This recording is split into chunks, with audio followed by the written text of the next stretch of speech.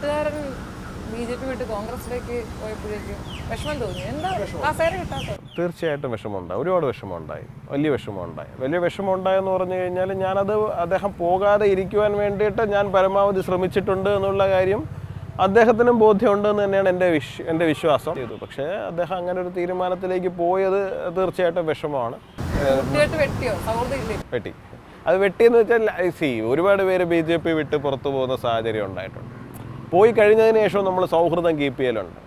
അദ്ദേഹവും പോയതിന് ശേഷം എനിക്ക് സൗഹൃദം കീപ്പ് ചെയ്യണമെന്ന് തന്നെയാണ് ഞാൻ ആഗ്രഹിച്ചത്. പക്ഷെ അദ്ദേഹം പോയതിന് ശേഷം നടത്തിയ പ്രകടനങ്ങൾ അദ്ദേഹം കുറച്ച് കഴിഞ്ഞിട്ടാണ് അതൊക്കെ പറഞ്ഞിരുന്നെങ്കിൽ പോലും നമുക്ക് അക്സെപ്റ്റ് ചെയ്യാൻ പറ്റിയാണ്. പക്ഷേ 24 മണിക്കൂർ തികയുന്നതിന് മുമ്പ് നരേന്ദ്രമോദിയെ തള്ളിപ്പറയുക, RSSനെ തള്ളിപ്പറയുക, നമുക്ക് തന്നെ വലിയ ഷോക്കായി പോയത്.